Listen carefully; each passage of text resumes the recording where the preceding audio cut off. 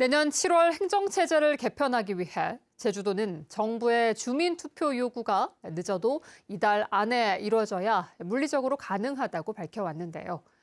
오영훈 지사가 막판 의견 통일을 위해 지역 국회의원들을 만났지만 행정구역에 대한 합의는 결국 불발됐습니다. 이따금 기자가 보도합니다. 내년 6월 지방선거에서 직선제 시장을 뽑아 민선 9기 출범에 맞춰 행정체제를 개편하려는 제주도. 행정안전부의 주민투표 요구 마지노선이 다가오는 가운데 오영훈 지사가 지역 국회의원들을 만났습니다. 제주도와 민주당 의원들이 만나는 당정협의회로 국비예산 지원 등 주요 정책을 논의하는 자리였지만 최대 관심사는 행정체제 개편이었습니다. 이 자리에서는 제주형 기초자치단 설치 관련 사항에 대한 논의와 그리고 2026년 국비사업 그리고 국정과제 후속 대응 등에 대해서 기타 없는 의견 교환이 이루어지기를 희망합니다. 반면 지역 국회의원들은 공개된 모두 발언에서 행정체제 개편 언급을 피했습니다. 특히 제주시 쪼개기 방지법을 발의해 오영훈 지사와 대립하고 있는 김한규 의원은 예산 얘기에 집중했습니다. 예산 심의도 이게 이재명 정부의 국정 방향과 맞는지 또 어떻게 이 부분을 정부 공무원들에게 설명하고 설득할 수 있는지 이 부분에 대해서 논의를 같이 해봤으면 좋겠습니다. 결국 비공개로 1시간 넘게 진행된 당정협의회에서도 오영훈 지사와 김한규 의원의 기존 입장차는 좁혀지지 않았습니다. 김한규 의원은 행정체제 개편과 관련해서는 당내 갈등으로 보일 수 있어 별도로 언론에 의견을 드리지 않겠다고 전했습니다. 위성곤 의원과 문대림 의원은 시간이 촉박해 내년 7월 도입은 어렵지 않겠냐며 시기 조정을 검토해야 한다는 의견을 제시했습니다. 행정구역에 관한 문제라든가 그리고 사무배분 그리고 재정 확보와 재정 조정 방향 등이 아직 결정이 안 됐기 때문에 내년 7월 실시는 물리적으로 힘들다. 이게 저희 입장이고요. 마지막 기회였던 당정협의회에서도 합의를 이끌어내지 못하면서 내년 7월 기초자치단체 도입은 사실상 어려워졌습니다.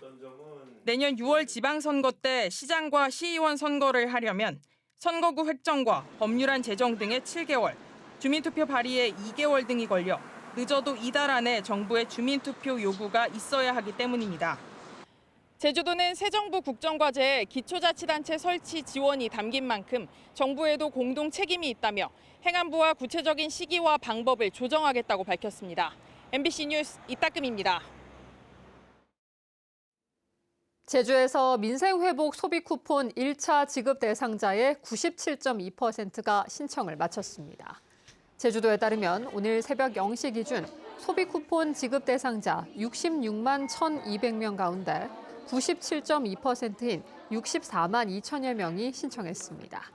지금까지 1,256억 원이 민생회복 소비 쿠폰으로 지급됐는데 지류를 제외하면 77%인 917억 원이 사용됐습니다. 아직까지 신청하지 않은 도민은 18,000여 명으로 1차 지급 신청 기한인 다음 달 12일이 지나면 재신청이 불가능합니다. 제주 돌담에 대한 가치가 높아지면서 돌담 쌓기 교육에도 관심이 커지고 있는데요. 제주도는 이런 전승 활동을 하는 민간단체에 보조금까지 지급하고 있습니다. 그런데 한 민간단체가 보조금만 받은 뒤 교육은 하지 않은 사실이 뒤늦게 드러났습니다. 홍수연 기자가 단독 취재했습니다. 제주시의 한 민간단체의 돌문화 전승 교육장입니다. 실습용으로 보이는 돌작품이 널려 있고 창고로 보이는 건물 안에는 강의실이 마련돼 있습니다. 이 단체가 제주 돌담을 전승한다며 보전회를 만들고 제주도로부터 비영리 민간단체 공익활동지원사업 보조금을 받기 시작한 것은 2021년. 지난해까지 해마다 1,000여만 원씩 5천여만 원을 지급받았습니다. 그런데 돌담 쌓기 전문 인력을 키우겠다며 재작년에 진행한 사업이 문제가 됐습니다. 심화 과정인 전문 석공 양성 교육을 실시하겠다고 해놓고 실제 교육은 이루어지지 않은 겁니다.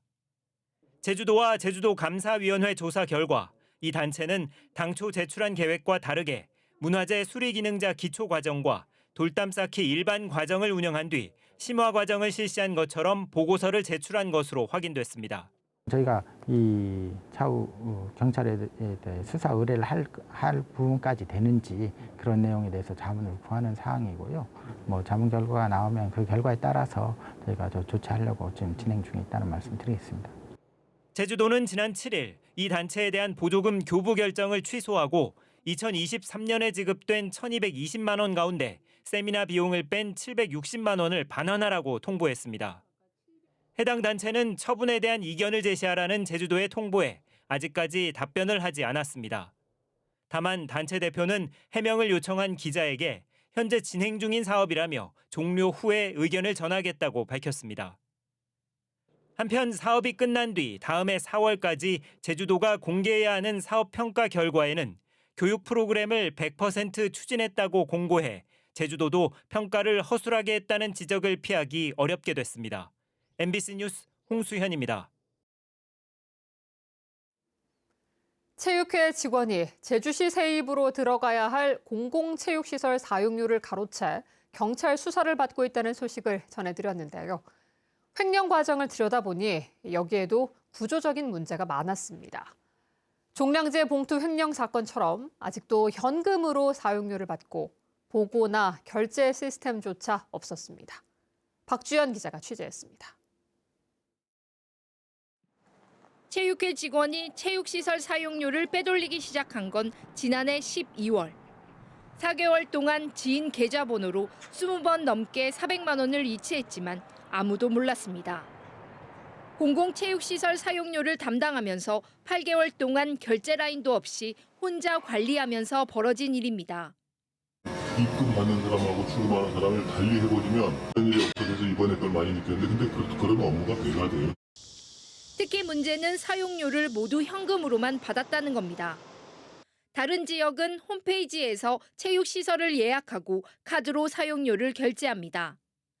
카드 사용이 어려운 어르신이나 전체 시설을 빌릴 경우에만 공문을 받는 조건으로 현금 결제를 하고 있습니다. 카드 결제가 편리한 건 물론 회계를 투명하게 하고 환불 처리에 대한 업무도 줄일 수 있기 때문입니다. 결제가 간소화되고 회계 투명성 같은 것들이 더 확실하게 확인할 수 있는 그런 시스템이기 때문에 카드 취소라든지 이런 것들이 개별적으로 편리하게 진행되는 부분이 있으니 아무래도 업무가 간소화되는 부분이 있죠. 지난해 제주시 체육회와 서귀포시 체육회가 공공체육시설 위탁 운영을 하며 현금으로 받은 사용료는 8억 1천만 원. 22개 공공시설 사용료를 모두 현금으로만 받고 있습니다. 현금 거래가 있는 거는 시스템 개선을 통해서 막아주지 않으면은 이 부분은 재발이 생길 우려가 더 큽니다. 반드시 이제 카드 거래를 통한 시스템 개선을 통해서라도 이 부분에 대해서는 재발 방지를 위해서 꼭 바꿔야 된다고 생각하고요. 또 재발 방지를 위해 전문가에게 회계 감사를 맡기고 다른 지역처럼 시설공단에 운영을 맡기는 방안도 검토가 필요해 보입니다. MBC 뉴스 박주연입니다. 오등봉공원 아파트 공사가 노동조합 간 갈등으로 차질을 빚고 있는 가운데 업체와 노조 간 소송으로까지 번졌습니다. 공사에 참여하고 있는 한 레미콘 업체는 한국노총 레미콘 노조가 소속 조합원들의 레미콘 차를 빼라고 지시해 추가 비용이 들었다며 노조와 조합원을 상대로 2천만 원의 손해배상 소송을 내기로 했습니다. 한편 오등봉공원 아파트 공사는 노조 간 갈등으로 한국노총 조합원들이 시멘트 운송을 거부하고 있어 공사에 차질을 빚고 있습니다. 오후 시간에 천여 가구가 갑자기 정전돼 주민들이 큰 불편을 겪었습니다. 오늘 오후 2시 40분쯤 제주시 이도동과 도남동 일대 1,300여 가구가 40분 동안 정전되면서 엘리베이터 갇힘 사고 1건 등 3건의 신고가 들어왔습니다. 한전은 아파트 재건축 공사 현장에서 나무를 자르던 차량이 전선을 끊으면서 정전이 발생한 것으로 보고 정확한 원인을 조사하고 있습니다. 주말 사이 물놀이 사고도 잇따랐습니다. 어제 오후 6시쯤 제주시 조천읍 신흥리 방파제 근처 바다에서 스노클링을 하던 40대 남성이 물에 빠져 주변 시민들이 구조했습니다. 또 6시 10분쯤에는 근처에 있는 신흥리 포구에서 물놀이를 하던 60대 여성이 빠져 레저업체 직원이 구조한 뒤 119에 의해 병원으로 옮겨졌습니다. 구조된 2명의 호흡 곤란 증세 등을 보였지만 생명에는 지장이 없는 것으로 전해졌습니다. 제주 관광불편신고센터로 들어오는 민원 신고가 줄어든 것으로 나타났습니다. 제주도에 따르면 올해 상반기 287건의 신고가 센터로 들어와 지난해 하반기보다 33% 줄었습니다. 특히 평상 갑질 논란 등으로 신고가 폭증했던 해수욕장 관련 민원은 4분의 1 수준으로 감소했습니다. 제주도는 지난해 바가지 요금 논란 이후 해수욕장 평상과 파라솔 가격을 맞추는 등 이용요금 안정화가 효과를 본 것으로 분석했습니다. 포르투갈과 미국산 등 외국산 돼지고기를 제주산으로 속여 판매한 음식점들이 무더기로 적발됐습니다. 국립농산물품질관리원 제주지원은 지난달부터 도내 음식점 단속을 벌여 원산지를 거짓 표시한 17곳을 적발해 수사에 들어갔습니다. 적발된 음식점 가운데는 최근 3년 동안 포르투갈산 삼겹살 2톤을 제주산으로 표시하거나 미국산 소고기 1톤을 국내산으로 판매한 혐의를 받고 있습니다. 제주 제2공항 강행저지 비상도민회의는 성명을 내고 대통령실이 제2공항 사업 백지화에 대해 직접 대답할 것을 촉구했습니다. 이들은 지난달 대통령실에 접수한 제주 제2공항 갈등 해결을 위한 진정서에 대한 답변을 국토교통부 제주지방항공청에서 했다며 실무부서가 대통령을 대신해 답장을 보내왔다는 사실에 크게 실망했다고 밝혔습니다.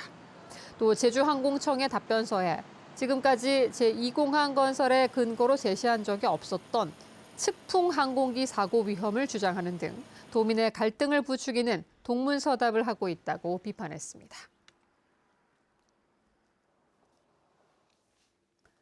빌린 카지노 칩을 갚지 않는다며 중국인을 감금한 중국인 일당이 경찰에 붙잡혔습니다. 제주 서부경찰서는 지난 20일 제주시 노형동의 한 호텔 객실에서 빌린 현금 2천만 원어치의 카지노 칩을 갚지 않는다며 40대 중국인 남성을 15시간 동안 감금한 혐의로 30대 중국인 등 3명을 입건했습니다. 경찰 조사 결과 이들은 피해자를 감금한 뒤 빌린 카지노 칩을 갚지 않으면 가만히 두지 않겠다고 위협까지 한 것으로 드러났습니다. 연말부터 추자도에서도 버스 위치를 실시간으로 확인할 수 있게 됩니다.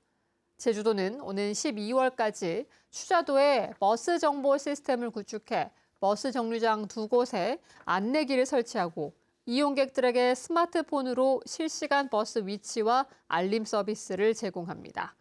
추자도에는 현재 1개 노선에 버스 2대가 운행해 하루 평균 최대 50명이 이용하는데 그동안 버스 운행 시간과 위치를 실시간으로 확인하기 어려워 불편하다는 지적이 나왔습니다. 오늘 아침 7시 50분쯤 서귀포시 대정읍 모슬포항 앞바다에서 모터보트가 엔진 고장으로 표류하고 있다는 구조 신고가 해경에 들어왔습니다. 해경은 연안 구조정을 보내 사고 1시간 만에 승선원 9명을 구조하고 모터보트를 예인해 모슬포항으로 입항했습니다.